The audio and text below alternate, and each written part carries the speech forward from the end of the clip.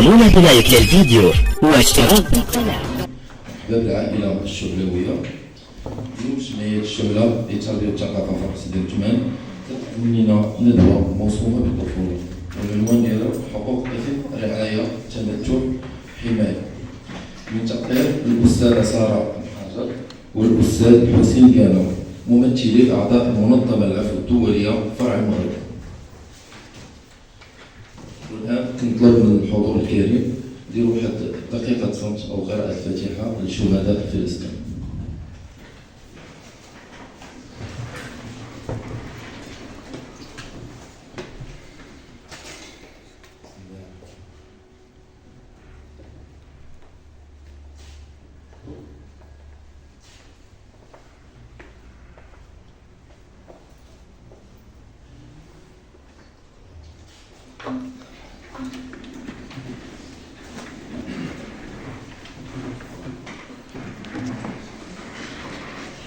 معنا شي طلبان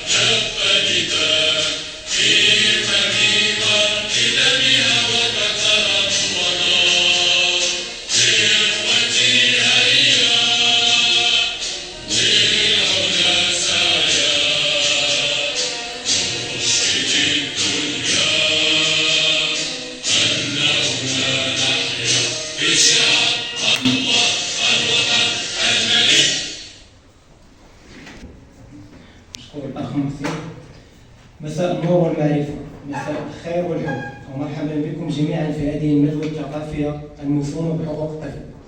أشكر السيد رئيس مقاطعة سيدي عشمان محمد الحدادي على دعمه لنا بهذه القاعة، ونشكر أيضا رئيس لجنة الشؤون الثقافية والرياضية السيد عبد اللطيف مستكفي على دعمه لنا مشروع. إن القارئ لتاريخ علم النفس وعلم الاجتماع سيبحث مدى أهمية مرحلة الطفولة وأثرها على سيكولوجية الإنسان.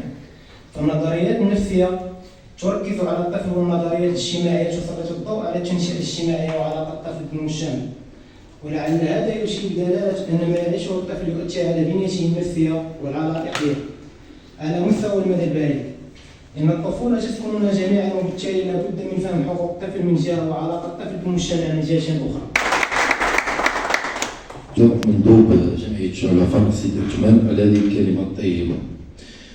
أما الآن فنقدم كلمة لأعضاء منظمة العفو الدولية فرع المغرب للأستاذة سارة محاجر والأستاذ حسين الكانو، وكنطلب منكم تصفقوا عليهم. مساء الخير، تحية حقوقية عالية للجميع. سعيدة جدا بالتواجد معكم اليوم. لكي بداية أود أن أتقدم بخالص الشكر لجمعية الشعلة على حسن الاستقبال وعلى حسن التنظيم وعلى إلائهم اهتمام كبير وخاص بالطفولة، باعتبار الأطفال هم لبنة أساسية في بناء المجتمع. أخص بالذكر أيضا جميع الحاضرين معنا اليوم من أعضاء منخرطين، من أولياء أمور، وأكيد أطفال يافعين وشباب الذين هم محور هذه الندوة اليوم.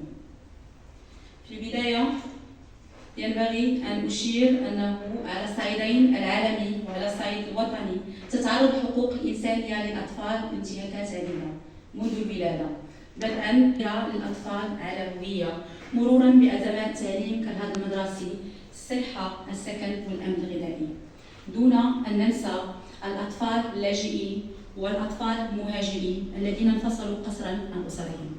لهذا الغرض تسعى منظمة العفو الدولية إلى حماية الأطفال من الأذى بشتى الطرق. وحتى تتعرفوا عن قرب عن منظمتنا منظمة العفو الدولية، طريقة اشتغالها، توجهها وتنظيمها، أترككم مع عرض مقدم من طرف الرفيق الحسين القناع. تفضل. شكرا لجمعية الشعلة على حفاوة الاستقبال، وشكرا للذين سهروا على تأتيت وإعداد هذا الفضاء الجميل الذي أتمنى أن ترقى هذه المداخلات إلى مستواه. منظمة العفو الدولية هي منظمة دولية غير ربحية على أساس أنها تدافع عن حقوق الإنسان، وبالتالي لا يمكن أن تكون مدافعا لحقوق الإنسان وتسعى إلى أرباح معينة من خلال دفاعك عن حقوق الإنسان، على اعتبار أن الإنسان هو غاية في ذاته ولا يمكن اعتباره وسيلة لتحقيق مآرب أو مصالح معينة. مرجعيتهم بطبيعة الحال هي الدفاع عن حقوق الإنسان، وحينما نتحدث هنا عن الدفاع عن حقوق الإنسان يعني الدفاع عن إنسانية الإنسان ومناهضة كل الأفعال والممارسات التي من شأنها أن تمس أو أن تنتهك حقوقا أو إحدى الحقوق التي تعتبر جزءا أساسيا لهوية وإنسانية الإنسان. من بين أهداف منظمة العفو الدولية مناهضة العنف ضد المرأة بالدرجة الأولى وضد الإنسان بشكل عام، على اعتبار أن كل فعل يكون الهدف منه هو إلحاق الأذى أو الضرر بالآخر فهو يعتبر مسا بحقوقه وبكرامته كإنسان.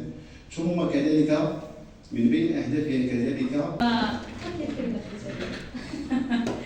تشرفنا بتقاسم هذه المعلومات القيمة معكم، بتبادل الآراء والتجارب، بتجاوبكم مع ندوتنا. أتمنى أن تكون هذه الندوة حول حقوق الطفل قد استجابت لتطلعاتكم وانتظاراتكم.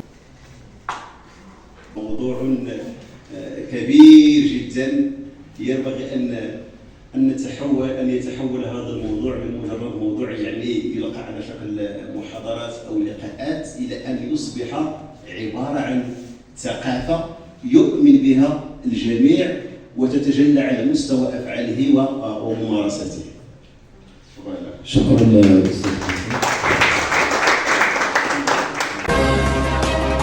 عمونا بلايك للفيديو واشتراك بالقناة.